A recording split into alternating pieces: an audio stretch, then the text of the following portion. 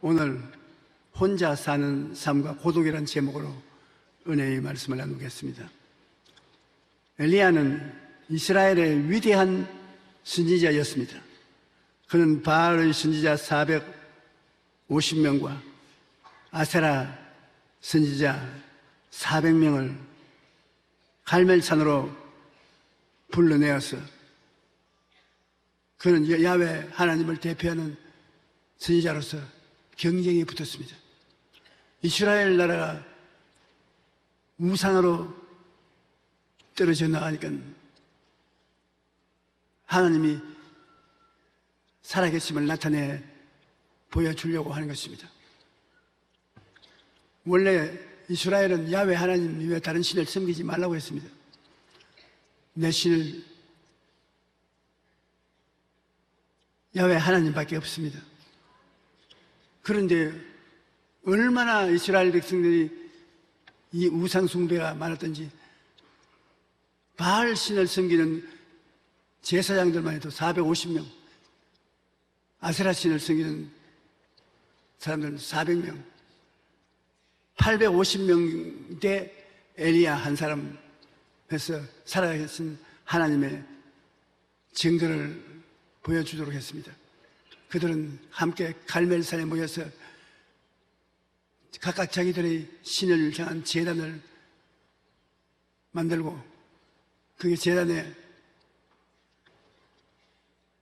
장작을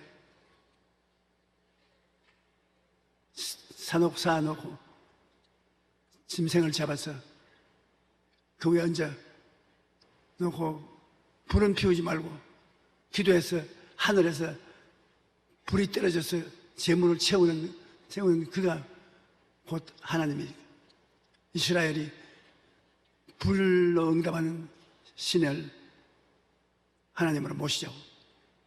그래 바알신과 아세라신을 섬기는 제사장들이 와서 아주 큰 제단을 만들고 장작을 쌓아놓고 짐승을 잡아 각을 떼서 얹고 엘리야는 겸허한 제단 쌓아놓고 자기 혼자 제물을 제단에 얹어놓고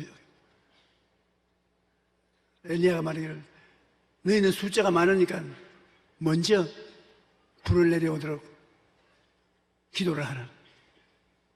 그러니까 바알과 아세라를 섬기는 사람들이 바알이여 바알이여 아세라여 아세라여 불을 주소서, 이 나라는 당신의 것입니다. 불을 주소서.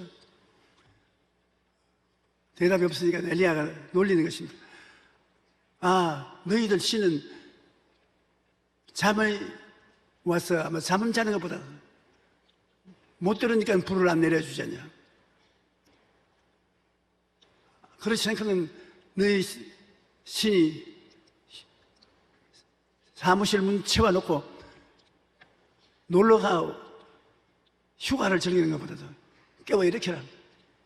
그러니 퉁퉁 달한 바알신과 아세라신 제사장들은 더 뜨고 뛰고 꿀리고 칼을 가지고서 자기들 몸을 그래서 피를 흘리고 그래도 아무 현직이 없는데 이 엘리야가 야훼를 향한 단 위에 장작 펼쳐놓고 물을 갖다 부어라. 그럼 물을 갖다 부으니까 물이 도랑으로 흘러내리고, 그런데 물어보고 야훼 하나님이여, 하나님이 살아계신 하나님이 지금 불을 내려서 이 재물을 태우소서. 하늘의 벼락 같은 소리가 나더니 진짜로 벼락이 그 재물을 때리니까 순식간에 다 타버리고 물도 다 말라버리고 그 주위에 모여온 수많은 이스라엘 백성들이 그 장면을 보고 야훼가 참 하나님이다, 야훼가 참 하나님이다. 그 엘리야가 바알과 아세라신을 섬기는 사람을 다 잡아라. 다 잡아가지고서 시내로 내려가서 칼을 들고 목을 뺍니다. 그러고 난 다음에 야훼 예배를 이스라엘에 회복시키고 예루살렘 시내로 들어가서 그가 쉬고 있는데 아합 왕의 아내 이세벨이 연락이 왔습니다. 왜 그렇게 우상을 섬기는 신들이, 제사장들이 많으냐 하면, 아합이 결혼을 할 때 이스라엘 여인을 취하지 않고 이방 여인을 취했는데, 그 부인이 이스라엘에 시집 올 때 블레셋 사람들과 함께 이방신을 섬기는 제사장들을 데리고 가는 것입니다. 바알의 선지자 450명과 아세라 선지자 400명을 시집 올 때 데리고 갔습니다. 그러니 이세벨이 화가 머리까지 나서 내일 이맘때까지 내가 너를 목을 내가 안 치면 하나님이 내게 벌 위에 벌을 내리라고. 그 전달을 받고 난 다음 엘리야가 혼비백산했습니다. 여러분, 그렇게 용감하게 온 백성들이 보는 앞에서 기도해서 불이 내려오게 하고 850명의 목을 치고 그러던 그가 아합의, 임금 아합의 아내인 이세벨이 전달한 협박을 듣고는 아예 그렇게 무력하게 될 수가 없습니다. 겁쟁이가 돼서 집에서 쉬다가 그대로 일어나서 도망을 치는데 종 데리고 유대 변경에 들어가서 유대 국경에 종은 혼자 있으라고 광야를 향해서 있는 힘을 다해서 걸어가기 이제 지칠 대로 지치고 더 못 걸어가니까 할 수 없이 로뎀나무 그늘에 들어 누워가지고 하나님 좋습니다. 이제는 내 목숨 거두고 가시옵소서. 사람이란 탁월하게 용감한 면도 있지만 형편없이 맥추지 못하는 겁쟁이 마음도 가지고 있는 것입니다. 그런데 내가 성경을 읽어보면 이스라엘의 왕이 대개 타락하는 데는 언제 타락하느냐? 이방 여자들하고 결혼하면 타락해요. 아담이 하와의 꾀임을 받은 것이 유전이 되어가지고 있어요. 하와의 말을 듣는데 부인이 예수를 잘 믿으면 여간 고집 부리는 남편도 결국 예수 믿게 되더라고요. 그런데 부인이 예수를 안 믿으면 남편이 믿어서 부인을 교회로 데려온 것은 그건 남편이 죽을 병이 들리기는 안 돼요. 폐병이 들렸다, 암이 들렸다, 얼마 있으면 죽게 된다. 교회 가면 산다 하니까 부인이 살리려고 교회 데려와요. 그 이후에 남편 따라서 교회 나오는 부인은 제가 50년 목회하면서 별로 보지 못했어요. 그러나 아내가 예수를 믿고 남편 보고 가자고 하면 조금 고집 부리다가 포기하고 따라 나오는 것입니다. 그러므로 여러분은 장가 간 아들 있거든 장가 조심해서 보내십시오. 예수 잘 믿는 하나님을 섬기는 아내를 맞이하면 그는 큰 복을 받은 것입니다. 교회는 남자보다도 여자들이 압도적으로 많습니다. 그걸 볼 때 하나님께서 신앙을 여성들에게 많이 준 것입니다.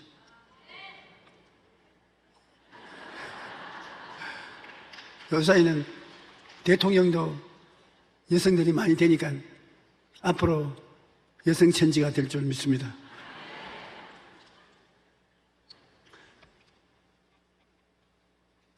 하나님이 사람을 지으실 때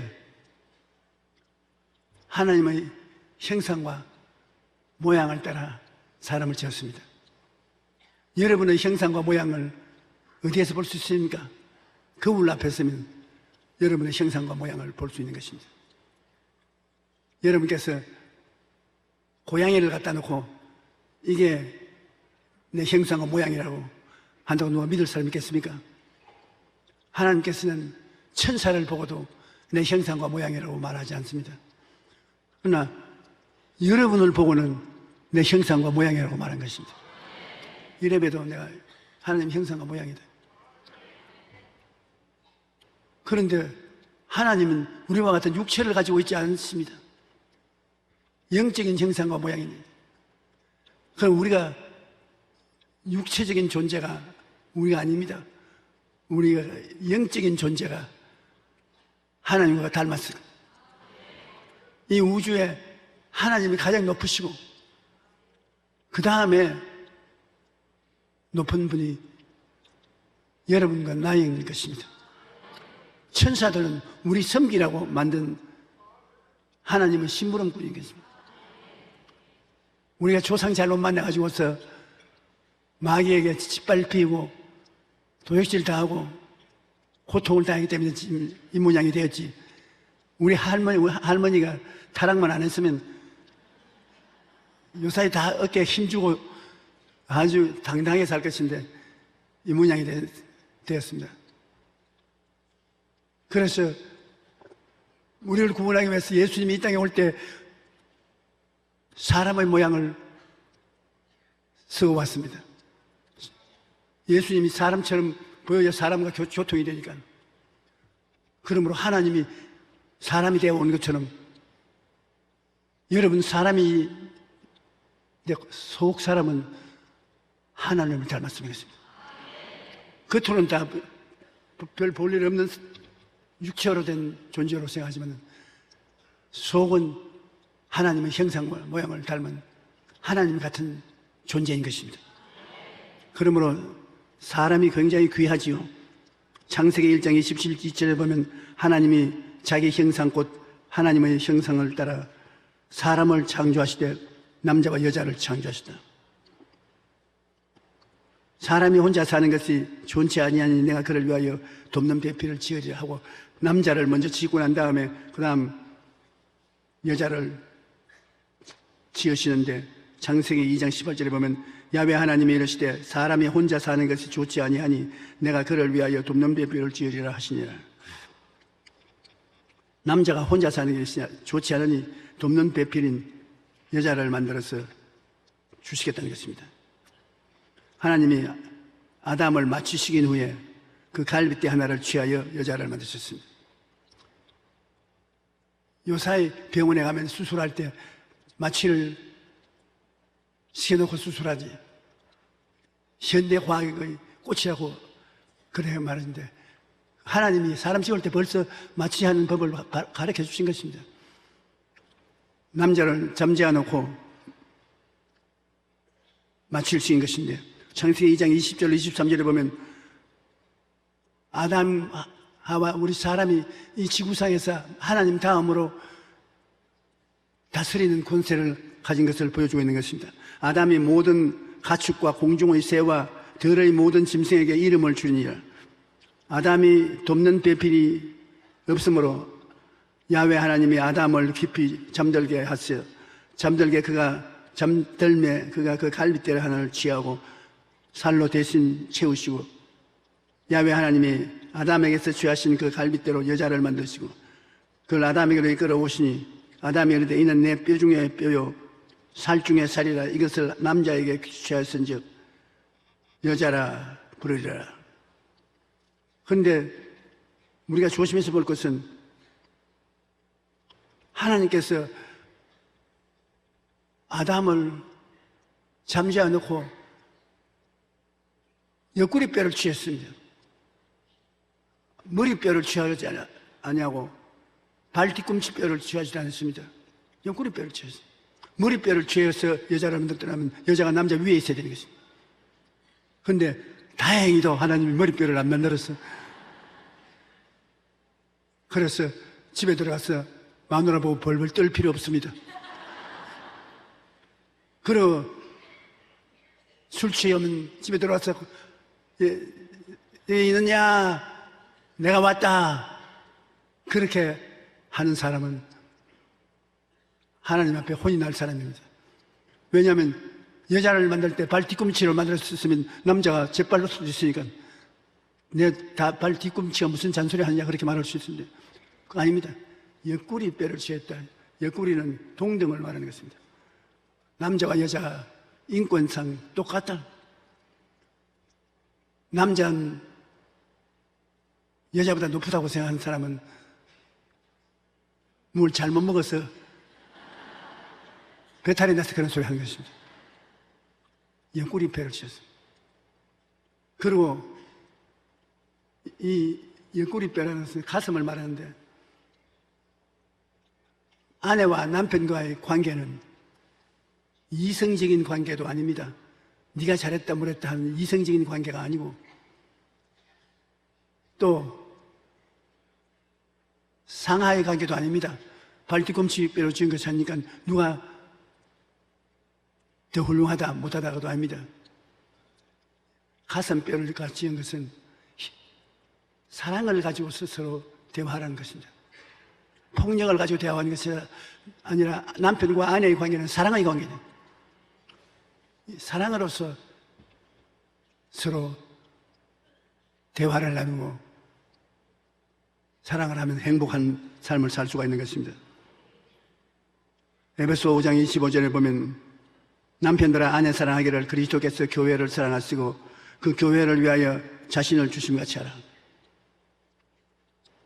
그러므로 아내를 사랑하라고 말했지, 아내를 부려먹으라고 말하지는 않았습니다. 우리가 하나님은 나의 피난처요 요새요 의지하는 하나님이라고, 우리가 하나님 앞에 나가면 하나님의 가슴에 보호를 받습니다. 하나님은 우리의 피난처요 요새요 의지하는 하나님이 됩니다.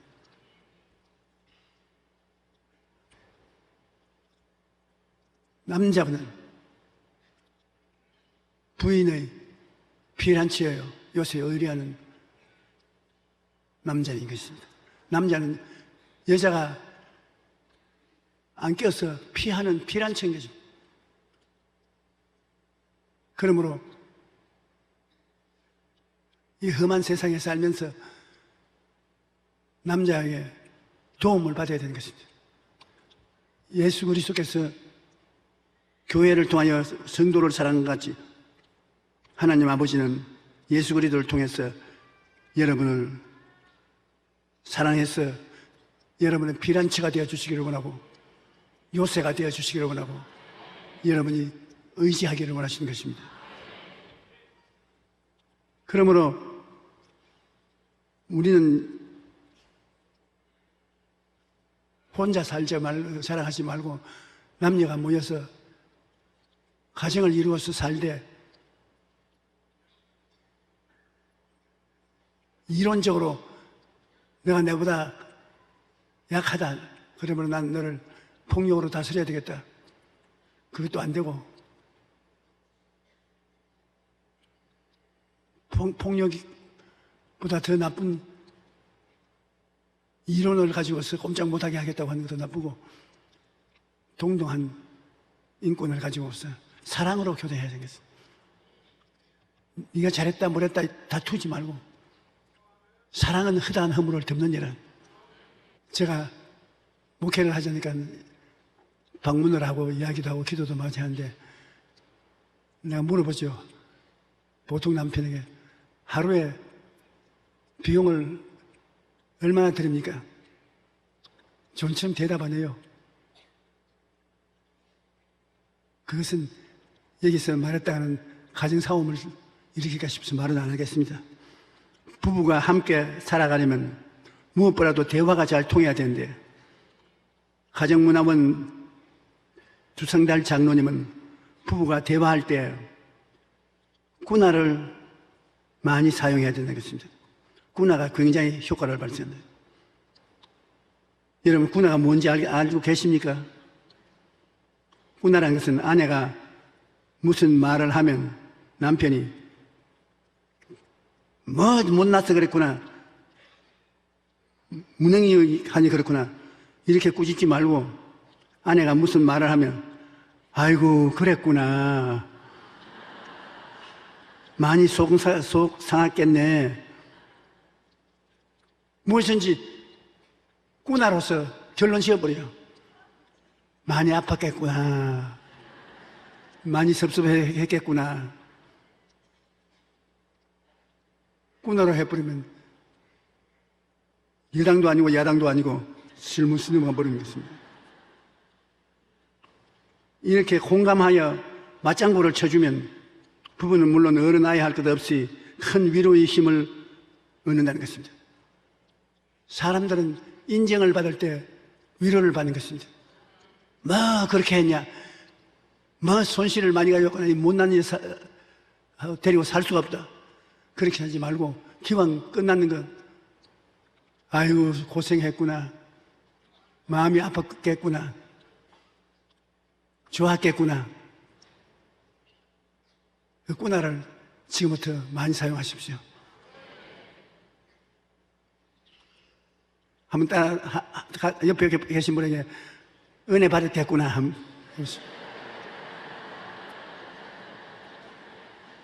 받은 것 같기도 하고 안 받은 것 같기도 하고 꾸나를 사용해서 대화를 하는 것입니다. 하나님, 남자, 여자, 즉 하나님은 삼위일체 같이 우리도 혼자 살지 못하는 것입니다. 남자가 있고 여자가 있고 그들 위에 하나님 계시고, 전도서 4장 9절로 12절에 보면 두 사람이 한 사람보다 나음은 그들이 수고함으로 좋은 상을 얻을 것이다. 혹시 그들이 넘어지면 하나가 그 동물을 붙들어 일으키리니 홀로 있어 넘어지고 붙들어 일으킬 자가 없는 자에게는 화가 있으리라. 또 두 사람이 함께 누우면 따뜻하겠거니와 한 사람이면 어찌 따뜻하랴. 한 사람이면 패하겠거니와 두 사람이면 맞설 수 있나니 세겹줄은 쉽게 끊어지지 아니하느니라. 인생에 혼자 산다고 큰 소리 할 수 못 됩니다. 두 사람 이상이 되면 굉장한 힘을 얻게 되는 것입니다. 왜 고독이 나쁘냐 하면 이웃과 마음을 터놓을 친면이 없기 때문에 그런 것입니다. 도와줄 사람이 없을 때 외롭습니다. 혼자 사는 사람 외로움을 느끼는 것이 아닙니다. 외로움을 가장 절실히 느끼는 때는 인생을 살다가 어려움을 당했는데 아무도 도와줄 사람이 없을 때인 것입니다. 그럴 때는 절망 뼈저리게 외로울 때인 것입니다. 저는 짧은 인생은 아니겠지만 80년을 살면서 외로움이 무엇인 것을 체험했습니다. 초대 국회의원 선거에 저희 아버님이 나갔다가 떨어졌습니다. 걸렸으면 좋은데 떨어졌는데 그때는 빨치산이 굉장히 심했습니다. 부산 근처를 뒤에 흔들던 빨치산이 경상남도 울주군 삼남면 교동리 31번 때는 우리 집 근처에 아지트를 만들어서 들어갔습니다. 밤낮으로 사람들이 죽어가요. 지방의 우익단체 지도자들은 죽어가요. 우리 아버님이 삼남면 교동리에 우익단체 고문으로 있었기 때문에 하루 빨치산이 내려갔는데 우리 아버님이 우체에 있고 할아버지 할머니가 아래체에 있는데 빨치산이 탁 닿아서 사람 문 걸어잡히고 우리 아버지 찾습니다. 이놈 어디 있냐? 이 조주천이 이놈 민주주의를 한다고 이승만이 따라다니는 이놈 죽여야 된다. 그런데 나는 할머니, 할아버지와 같은 나르체에서 할머님이 품에 안겨서 자곤 했는데 아버님이 할아버지, 할머니 계신 데 뛰어들어오니까 그때 내 부모가 자식 사랑하는 것을 알았어요. 우리 아버님을 눕혀놓고 할아버지가 우리 아버님 위에 들어 누웠어요. 그 다음에 할머니가 또 아버지 머리맡에 주저앉았어요. 거의 나이가 많으시니까 그때는 라이터 불이 유명했습니다. 그래서 라이터 불을 탁 켜서 이놈 어디 있나 찾는데 우리 할아버지 할머니 아이고 눈부셔 아이고 눈부셔 아이고 켜지 마. 노인이 눈부신다고 말한다고 욕이 되지 않잖아요. 저는 50대인데도 불구하고 눈 부신데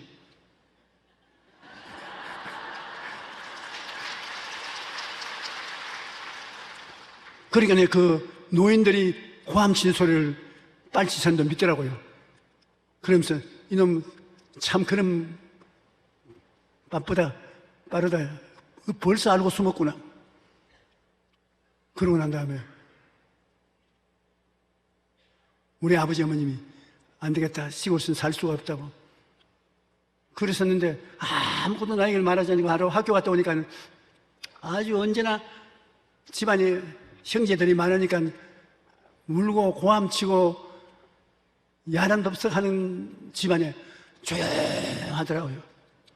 그래 가보니까 나 없는 사이에 집 다 꾸려서 부산으로 이사가 버렸어요. 우리 형제간이 9인데 전부 다 이사가 데려가고 저만 남겨놓았었습니다. 그리고 저보고는 한날 말도 안 하시고 제가 안방에 들어가 보고 부엌방에 가보고 마당에 서서 보니까 참으로 부모에게 버림받았다는 심정이 생겨서 어린 마음에 얼마나 울었는지 모릅니다. 고독이 그렇게 좋지 않아요. 그런 괴로움을 느껴서 저는 시골을 좋아하지 않습니다.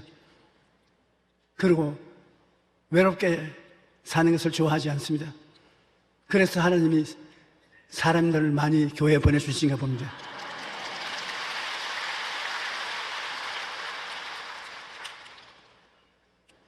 고독이 왜 좋지 않느냐 하면은 성경에 있는 시편 기자는 그러한 심정을 이렇게 고백합니다. 102편 6절로 7절에 나는 광야의 올빼미 같고 황폐한 곳의 부엉이같이 되어 싸우며 내가 밤을 새우니 지붕 위에 외로운 참새 같으니이다. 고난을 당해 마음이 너무 답답해서 올빼미나 부엉이처럼 밤에도 잠을 이룰 수 없고 지붕 위에 외로운 참새와 같다는 것입니다.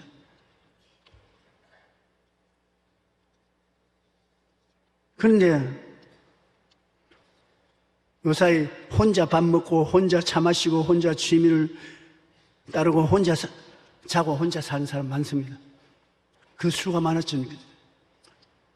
1인 가구가 500만 시대에 도착했습니다. 통계청에서 발표한 것에 따르면 지난해 우리나라 1인 가구가 500만이 넘었다는 것입니다. 혼자 사는 500만 가구가 넘었습니다. 네 가구에 한 가구가 혼자 산다는 것입니다. 왜 혼자 사냐? 결혼을 안 하고 혼자 사는 사람들이 많습니다. 요 사이는 뭐 꼭 결혼해야 사는가? 혼자 살아도 좋다고. 그래서 혼자 사는 사람이 많습니다. 그런데 진짜로 혼자 살 마음이 없는데 그런 말을 하는 사람은 조심해야 됩니다. 30살을 넘기면 시집가기 곤란합니다. 30살 되기까지는 봐줄 수 있어도 30이 넘으면 결혼한 남자들은 자녀를 원하니까 30살이 넘어서 자녀를 낳게 되면 고생 많이 해요. 그러니까 시집 가실 분은 30살 넘지 말기를 바라고 정말 저 주례를 받으려면 30살 안으로 결혼하십시오. 늙은 신랑 부부는 제가 주례가 날 테니까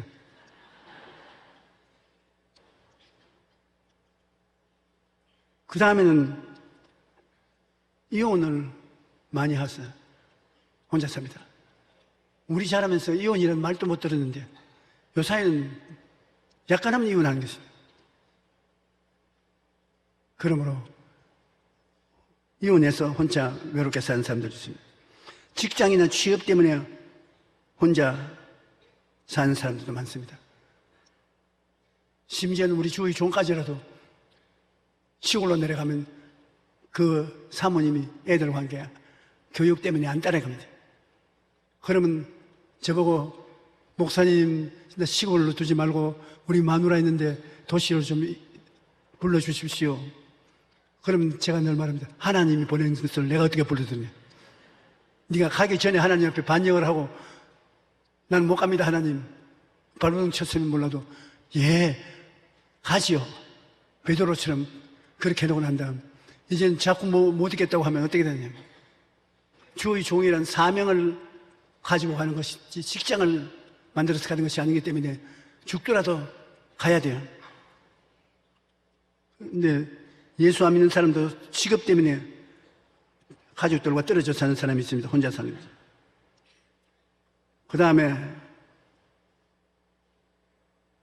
나이가 많이 들어서 배우자와 이별합니다. 남편이 먼저 가든 아내가 먼저 가든 이 세상에 빠이빠이 하고 간 결과로 혼자 사는 사람이 되는데 이렇게 혼자 사는 삶은 외롭습니다. 혼자 밥 먹고 혼자 취미 생활을 하고 혼자 자고 혼자 깨는 것 좋지 않습니다. 하나님께서조차도 사람이 독취하는 것이 좋지 않다고 했습니다. 그러므로 될 수 있으면 혼자 살지 말고 함께 살아야 돼요. 그 성격이 다른 사람하고 모여 사니까 마음의 상처도 오고 쥐어받고 싶은 생각도 나고 그런데 결혼하고는 입 딱 다물고 살면 되는데 제가 우리 교인들 중에 오래 살았지 않습니까? 오래 사니까 잔소리 쓸데없는 소리를 하는지 몰라도 아내들이야 남편들이야 아내 사랑하기를 그리스도께서 교회를 사랑같이 하라. 교회가 얼마나 우리를 용서하고 돌봐주고 오래 참고 해서 천당 데려가지 않습니까? 그러니까 나는 아내가 안 되어봤으니까 아내 성품은 모르지만 남편 되어서 지금까지 살아오니까 남편은 아내의 말을 그대로 다 받아들여야 돼요. 함께 살려면 똑같이 주고받으면 이혼을 하게 돼요. 남편들이 아내의 피란체가 되고 요새가 되어서 아내가 행복하게 살도록 만들어주면 아내가 행복하면 남편이 따라서 행복해지는 것입니다. 외로움이 많으면 건강에 좋지 않습니다. 외로움에 몸부림치는 사람은 만성적인 고독으로 심장과 위장 같은 내장 기능에 장애를 가져오는 것입니다. 면역성이 약해지는 것입니다. 외로움이 많으면 몸이 질병 바이러스에 약한 것입니다. 잠언서 17장 22절에 마음의 즐거움은 양약이라도 심령의 근심은 뼈를 마르게 한다. 마음의 즐거움을 억지로라도 가지십시오. 여보십시오. 오늘 좋았어요. 천성적으로 많이 그렇게 웃는 사람이 있습니다. 굉장히 인상도 좋고 건강해요.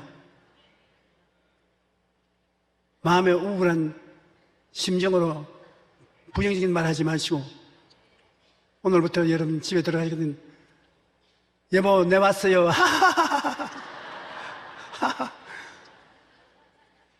장난이 아니고 그러면 참 마음이 편안해지고 좋다고요. 전 요사이 웃는 연습을 하는데, 근데 내가 들어봐도 안 웃을 자리에서 웃는데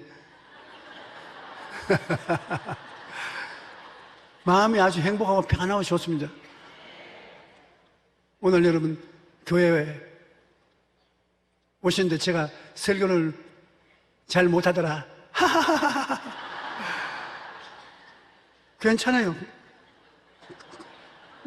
웃고 지내는 것이 큰 축복인 것입니다. 잠언서 18장 14절에 사람의 심령은 그의 병을 능히 이기거니와 심령이 상하면 그것을 누가 일으키겠냐. 그러므로 마음으로 기뻐하고 즐거워하면 육체가 튼튼해지는 것입니다. 우리가 이 세상에 살면 두세 사람이 모이는 것은 예수님이 나도 있겠다고 말씀하신 것입니다. 오늘 이 자리에 예수님이 계신 이유는 여러분 우리 여기 그 10,000사람 가까이 왔지 않습니까? 우리가 서로 기도해주고 서로 격려해주면 주님께서 굉장히 기뻐하시고 주님께서 이 자리에서 역사하는 것입니다. 에베소 2장 12절로 22절에 보면 또 십자가로 이 둘을 한 몸으로 하나님과 화목하게 하려 하심이라. 하나님과 원수되어 살아왔는데 예수님이 오셔서 여러분과 우리를 대신해서 십자가에 달려 피로써 우리 죄를 다 청산하고 우리를 하나님께로, 하나님을 우리에게로 화목하게 해 주는 것입니다. 원수된 것을 십자가로 소멸하시고 또 오셔서 먼 데 있는 너희에게 평안을 전하시고 가까이 데 있는 자들에게 평안을 전하셨으니 이는 그로 말미암아 우리 둘이 한 성령 안에서 아버지께 나아감을 얻게 하려 함이라. 그러므로 이제부터 너희는 외인도 아니요 나그네도 아니요 오직 성도들과 동일한 시민이요 하나님의 권속이라. 너희는 사도들과 선지자들의 태 위에 세우심을 입은 자라. 그리스도 예수께서 전혀 모퉁이 돌이 되었느니리. 그 안에서 건물마다 서로 연결하여 주 안에서 성전이 되어가고 너희도 성령 안에서 하나님이 거하실 처소가 되어 위하여 그리스도 예수 안에서 함께 지어져 가는 일에. 혼자 살기로 되어 있는 인생이 아닙니다. 예수님이 오셔서 우리 서로 화목하게 하시고 또 우리를 손잡고 데리고 하는 아버지와 화목하게 하시고, 그래서 일을 하면 다 성공을 한다는 것입니다. 화목이라는 것은 굉장히 중요합니다. 화목을 하기 위해서는 용서해야 되는 것입니다. 용서하지 않으면 화목이 안 되는 것입니다. 너 두고 보자. 두고 보자 하고는 화목이 절대로 안 되는 것입니다. 내가 실수가 많은 것처럼 다른 사람 실수도 용서해야 되는 것입니다. 예수님께서 말씀하기를 하루에 죄를 짓고 난 다음에 잘못했다고 오고들랑 7번 용서해도 됩니까? 그 제자가 물으니까 7번씩 70번이라도 용서해 주라. 490분이라도 용서를 해주고 서로 손잡고 인생을 걸어가는 것이, 원수가 되어서 밀고 땡기면 절대로 좋은 일이 일어나지 않습니다.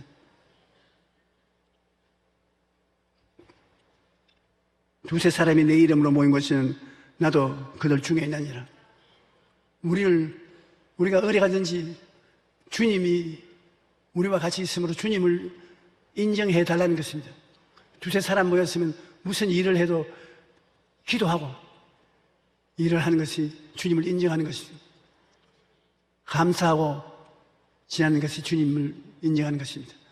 오늘 주님이 이 자리에도 지금도 계셔서 여러분 어쩐지 사랑하고 도와주려고, 그러나 주님은 오늘 여러분과 나를 지극히 사랑하시고 오늘 예배 피하고 난 다음에 병든 사람은 다 나는다고 해도 과언이 아닙니다. 주님이 고쳐주시는 것입니다.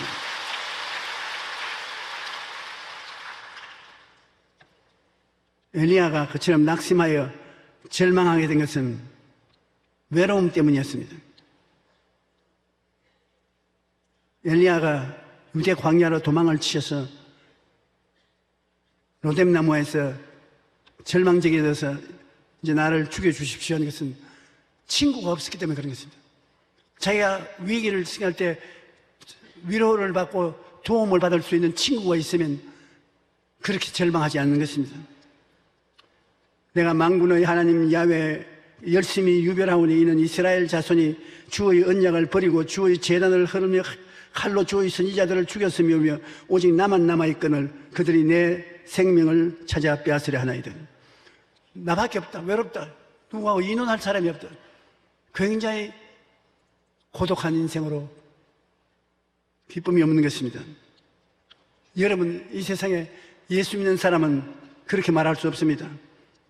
엘리야는 자기만 홀로 남았다고 생각했으나 그 생각 때문에 삶의 이욕을 잃어버리고 죽기를 소원했던 것입니다. 엘리야처럼 위대한 선지자도 혼자 살려면 외로울 수밖에 없는 것입니다.